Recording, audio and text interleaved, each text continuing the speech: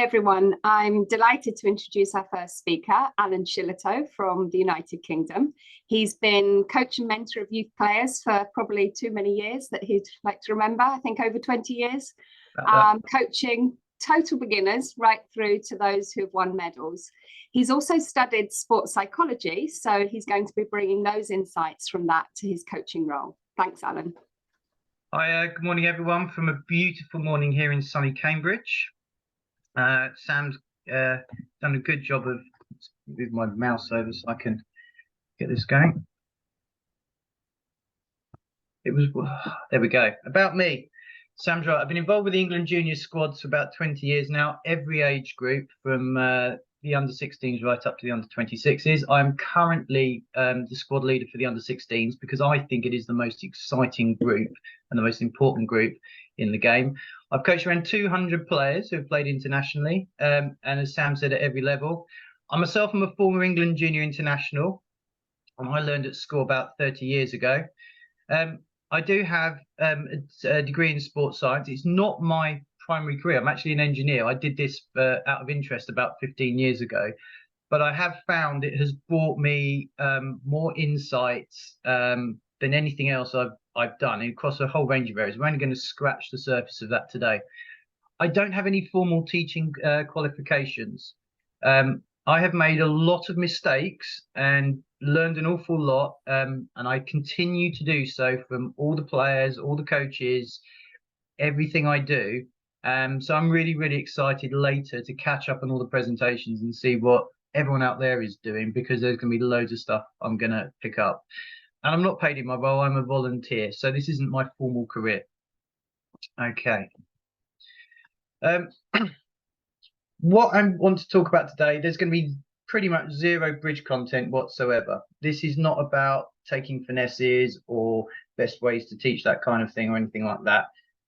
This is about, I'm actually going to try and bring a lot of that sports science insight and how I've applied it, how I think we can apply it. I think bridge and the mind sports are really immature in this area and a number of other areas, and how it has helped me to understand my young players and impact the way I coach them, or the way I try to coach them or teach them or mentor them as the way it's going to come out, and understanding how these roles alter as the players start. I mean, obviously how you deal with a 9-year-old is very different from how you deal with a 25-year-old, and there has to be a spectrum of behaviors in between. I'm going to look at skills, what that means in terms of bridge, how we can optimize skills teaching, coaching, the use of feedback, how that should vary, types of feedback, and try to apply it to bridge such that we can understand how we can make our lessons more effective through best practice, so to speak. So I'm going to start with quite a meaty slide to begin with, and this is an example of a physical development method, a physical development model. There are plenty of these in physical sports, and one of the most commonly used is something called long-term athlete development. I think it was originally developed in Hungary, and this is a typical model of how many physical sports and their junior coaching programs are structured. They look at different ages and phases and understand from the players' physical development what they're actually kind of capable of doing. And you can see here that we kind of evolve through the ages. And in terms of physical skill development, they look at even the very, very youngest. I mean, there may not be any formal coaching here, but it's just understanding children, how they move and how they develop their physical literacy and things like this. And it's not until we start getting to the sort of ages of 6 and further on that they may actually end up doing some kind of, I say formal, it's not even going to be that, but just kind of semi-structured type activities. There is a common theme through this, which is about fun and activity. And there's actually a later stage, which is active for life, which encourages people to be physically active all the way through. But if we look at the model here, we see that if we think about it from a bridge perspective as well, that typically if we're getting players that we may in an under-16 start getting from the ages of 9, 10, 11. And this would be what we call the learning to train phase. And in this phase, we're actually just exposing them to a properly structured environment. We're not actually focusing on deliberately working them hard or anything like this. It's just being around, picking up things by osmosis as they go on.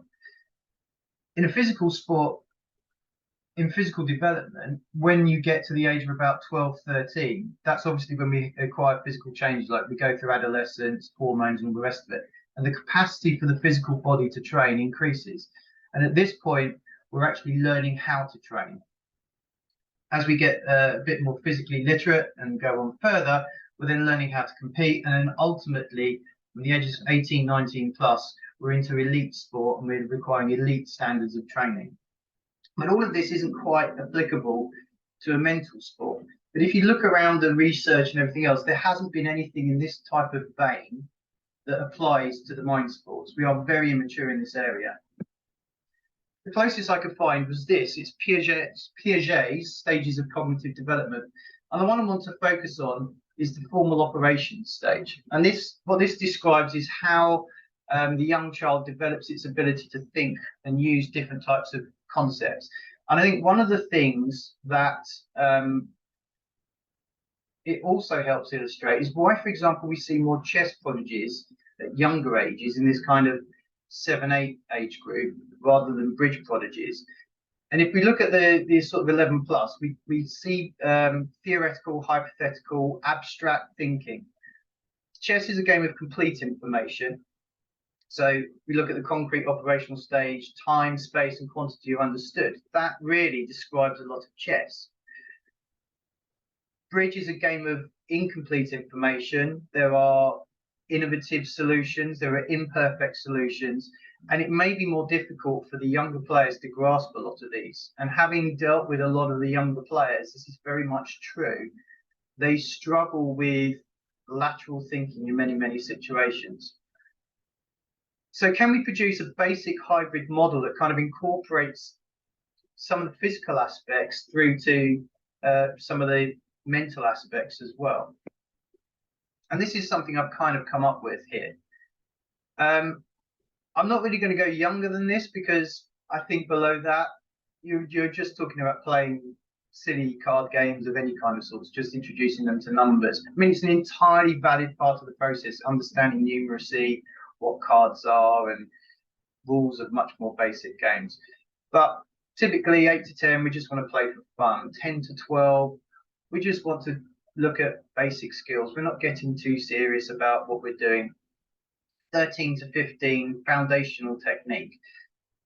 I have found with the under 16s that there tends to be, for many of them, not all of them, a point around the age of 13 where they suddenly become able to grasp things and accelerate their development much more quickly. And I think if we relate this back to the long-term athlete development model, we talked about the physiological capacity for them to be able to train. And I think this also relates to the players in the mind sports. They're then physiologically capable of taking on a lot more training and the volume they need in order to be able to develop as players. One thing I will preach, and I'll preach it throughout the whole of this presentation, is you very much have to have an individual approach on each player. Not everyone is the same. There are earlier developers, some are later developers, but there tends to be this peak at the age of around 13 where most of them are suddenly able to develop and train a lot more, and they will accelerate. And as a result, when I've got this age group and I'm taking in players from the age of 10 and going through to 16 as they are now, I'm not worried if they are just hanging around the group for a couple of years, not even necessarily going anywhere, because in all that time they are just slowly absorbing bits of information and bits and pieces. And I may go through the same training loops a couple of times with them, but when they get to that point at the age of 13 or so, they tend to be able to then take more training, respond to it better, be more mature in how they handle it. And then when we get to the older age groups, we're now looking at training to compete. And you can think about how this relates to championships as well. The 16s is not a beginners championship, but it's a lot less serious. When you get to the 21s, there's a lot more focus in there, and top under 26s, for example, are all very much open standard. You look at the top under 26 players of recent years, they were all pretty much top world standard as they got there. Klukowski, Bilder, the Rimstedts, they were all there at that particular point in time. A couple of other points around here. Always preach the love of the game, because we do want to retain players beyond just the junior playing itself. Equally, you'll note that the type of relationship varies as well. I've put one in there for 8 to 10 of facilitator, just someone who just enables people to play. But then we see these younger ages, we have a teacher, kind of evolves into a coach, and then becomes much more of a mentor relationship as we go on. So what do we mean by these types of relationships? So a teacher is very much an instructional relationship. You have a syllabus, very much directive, telling people what they need to know, providing the answers to the problems. They'll have a structured syllabus against which they're teaching, and they're just developing the all-round technical base that they need. As we evolve, we need to change that relationship. So a coach will be building on the existing knowledge and then challenging the player themselves to find more of the answers for themselves. They will still be monitoring performance, and they could be looking at groups or individuals, but their role is to be a little bit more big picture than just the teacher.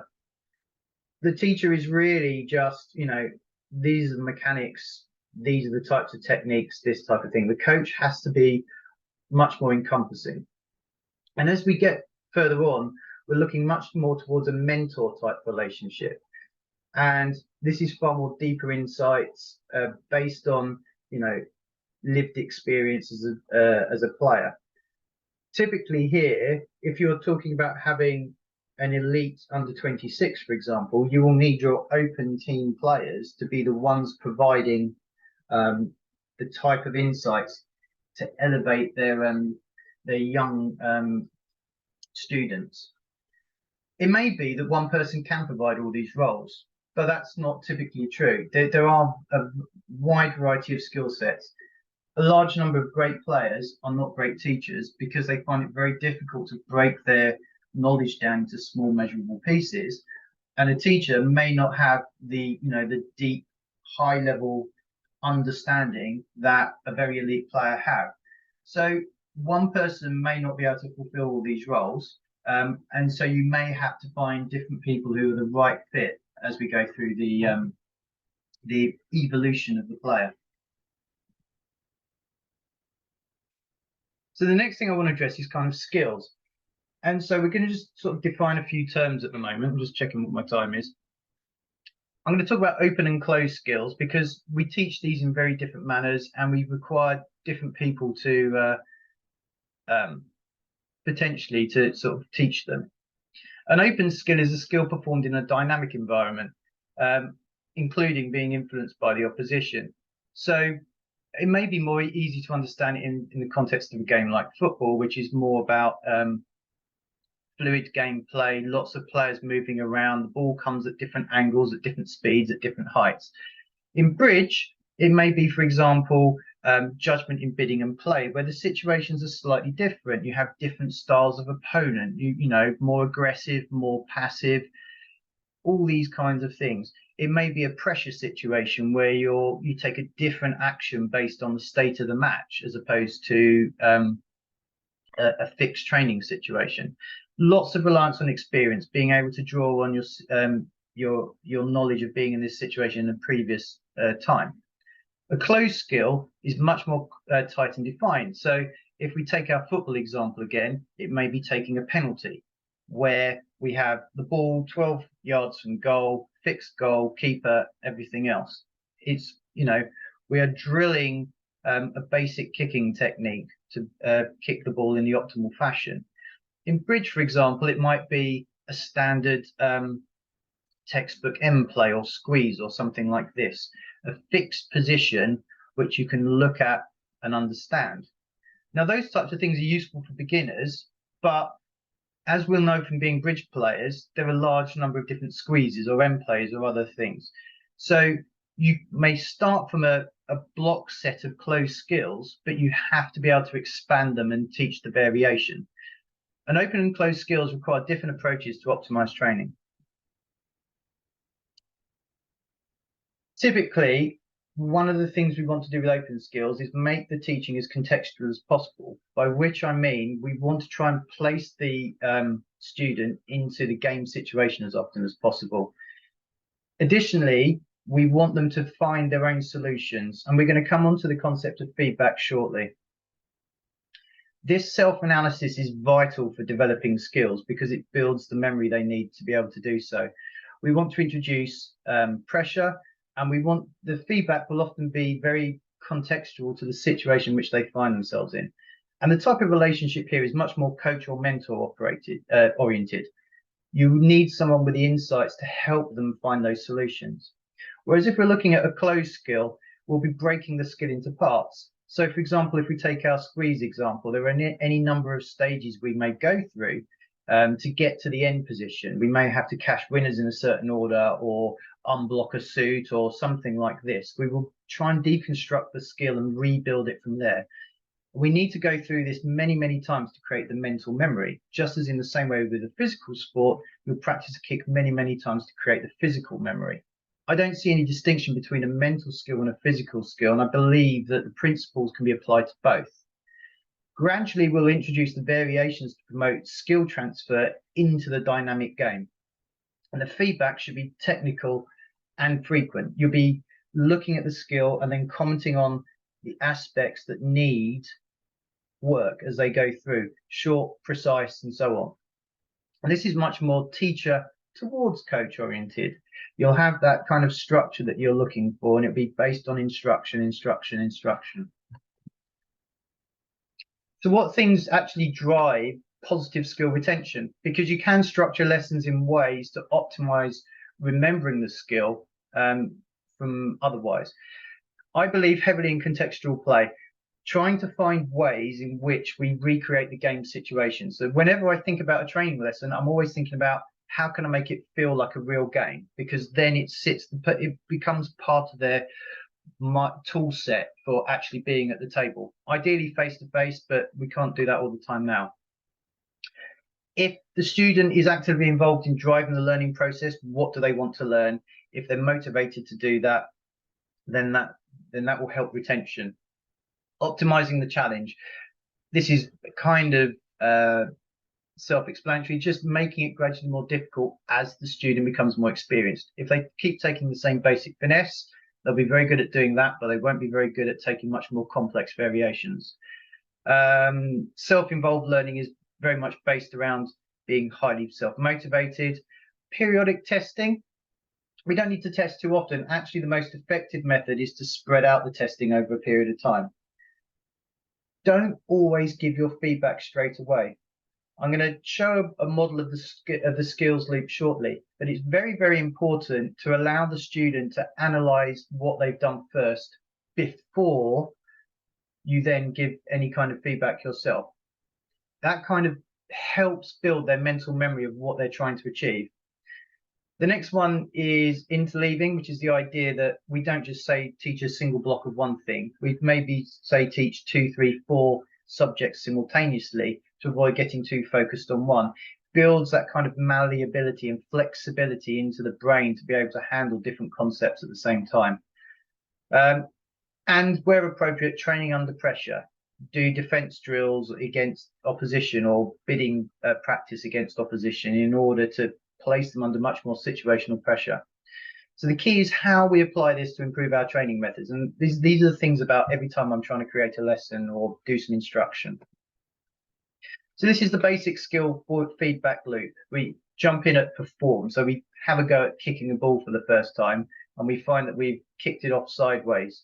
And the first thing we do is subconsciously, we work out what we did. The reason it went off to the left is because we swung our leg in the wrong way. And then we work out subconsciously again how we're going to try and improve it and perform, and so on and so on and so on. And this loop tightens and tightens and tightens until the skill is improved or perfected. And it's the same with anything, whether it's doing a bridge problem or anything else. We're always trying to work out how we could have done it better, and feeding that back into the next loop. So there are two types of feedback: intrinsic, which is developed by the person doing the training, and extrinsic, which is done by the coach or the teacher.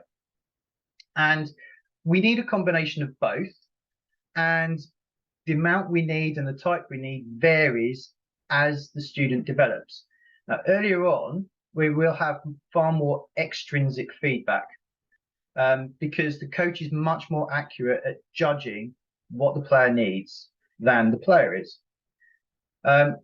However, the student can become over-reliant. You need to try to force them to develop those intrinsic feedback skills. And that's actually probably the key role of the teacher here, is to develop the students. They become much, much more self-reliant. They develop the skill set to analyze their own games. And that's far, far, far more powerful than just telling them what they needed to do.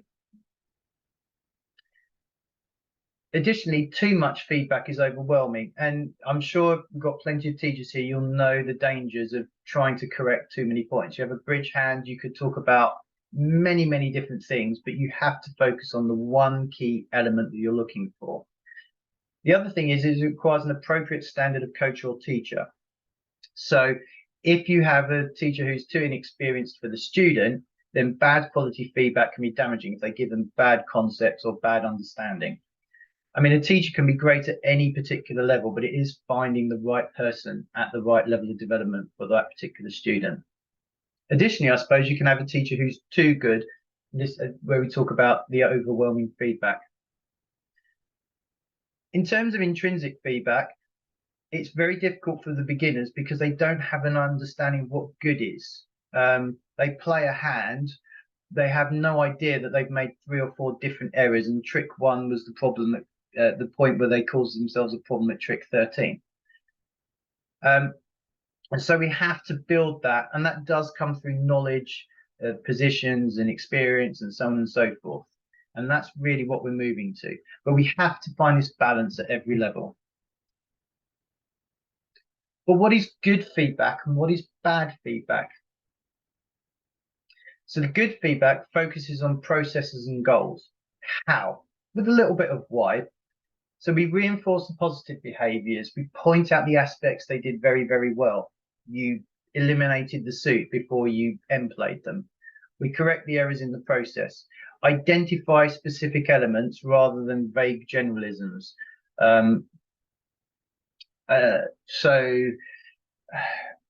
Yeah, just trying to think what my example was. We don't look at results. So better results generally follow from good process, and we don't just give answers. So what should I have done here? Oh, bid 6 hearts or play on diamonds, because that gives them no kind of context or structure or process to understand what's going on. And I'm loath generally to answer questions with answers. I prefer to answer questions with questions so that we can break it into steps and generate more analysis from the student. So actually, when they're getting feedback from me, hopefully they're then doing the self-analysis. They're having to go through the steps themselves. Why did you do this? Okay, what was going on? How many tricks did you have on top? What was the shape? What did the opening lead mean? Gradually building up the pieces of information and getting them to put it all together.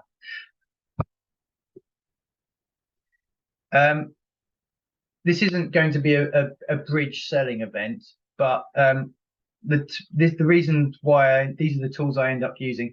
It's a fact of life that whilst I'd love to do everything face to face, it's not going to happen. I have a group of under 16s, they're all over the country. It's very difficult to get them all into one place. You cannot succeed at international level unless you're doing a large volume of online training now. There is no way around it.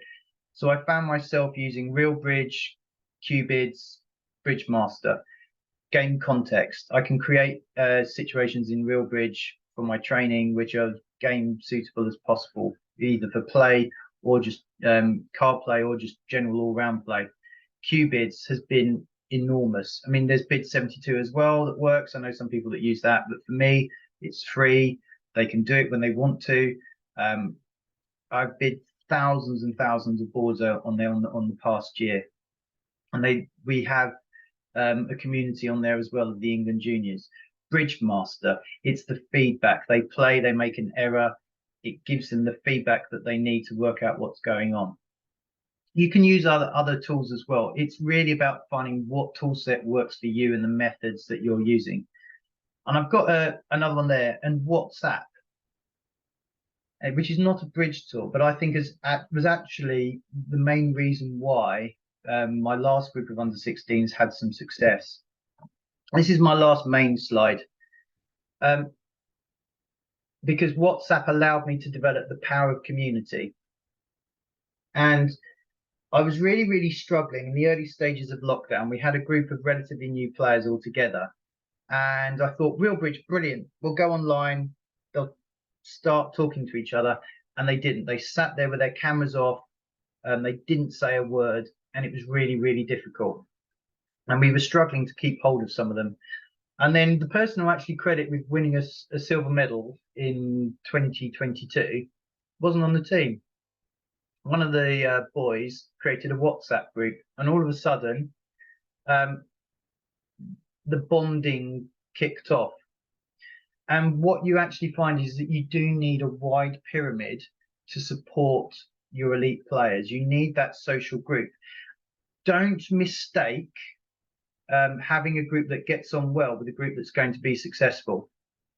You still need to have an overall goal for the team to achieve, and for the top people to want to achieve. Otherwise, yeah, you'll have a great group of players who have a lot of fun, but they won't actually develop too much as players. But the social community also helps drive peer-to-peer conversation. When they talk to each other about the game, they learn far more from each other than they often do from the teacher. And that's great. I just want to be someone who enables them to achieve it. And I have to use all the methods. And actually, this is something I actively try to encourage as much as possible. So those top players will then inspire the next ones coming through in a couple of years' time. They'll set the culture, and hopefully their success will make the next group want to achieve what the previous group have done. So WhatsApp was actually one of my biggest things. You have to be very, very careful about things like bullying, and stamp on it straight away. But if you've got a good group of kids, that kind of stuff doesn't happen. So be open to using all tools that you can find in order to develop your group. Okay, hopefully I'm on about time. I've overrun. I apologize, Sam. Thank you all for your time.